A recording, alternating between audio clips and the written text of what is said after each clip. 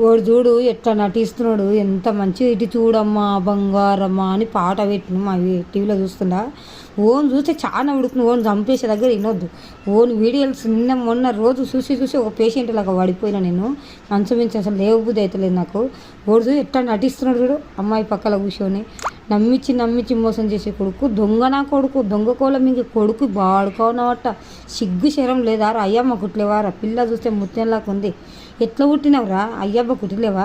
అయ్యమ్మ కుట్టినాడు అసలు అసలు అట్లా చంపడు తెలుసా. దాన్ని అది బతుకోక నాకు ఇష్టం లేదు అని మొన్న వెళ్ళిపోయినట్టురా బాడుకోనమాట. అంతమంది అన్నదమ్ములు అంత మోసం చేసినావంటే ఈ పొట్టోళ్ళని ఇంకోళ్ళని అన్నోళ్ళు లేని వాళ్ళు ఏం కావాలి రైతు లోక. కానీ అమ్మాయికి అయితే న్యాయం చేయాలి. న్యాయం అంటే ఏం లేదు, ఓడి చావాలి. ఓడి చస్తేనే ఇటు సొసైటీ మొత్తం మంచిగా అవుతుంది, లేకుంటే జరగదు, మళ్ళీ అదే రకంగా అవుతుంది. ఏదోటి న్యాయం జరగాలి.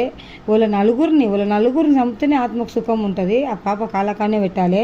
ఆ జాగా ఎవరిదైనా సరే పర్వాలేదు, ఆ పాప కాలకానే పెట్టాలి. వాళ్ళకైతే న్యాయం జరగాలి. ఇన్ని చంపాలి. ఏదో వాడు ఎట్లా చూస్తున్నాడు, బండ్ల మీద కూర్చొని పాటలు పాడుకుంటే తిరిగి బాడుకోనట. ఎంత నమ్మించింది అదో ఓన్ చూస్తే ఎట్లా ఉడుకుతుంది నాకు. బాడుకోనట సిగ్గు లేదారా? అయ్యమ్మ కుట్టిలేవారా? నీ బతుకు చెడ. ఎట్లా బతుకబుద్ధి అవుతారా నేను బతుకు. మళ్ళీ బండి తీసుకోకినట బాడుకోనట. ఇంకొచ్చేది తెలియక ముందలుకినావు అర బాడుకోనట. ఈ పెళ్ళాన్ని చంపినోడు నీదేం బతుకురా నైనా, బతుకుల మన్ను పోయ్యా.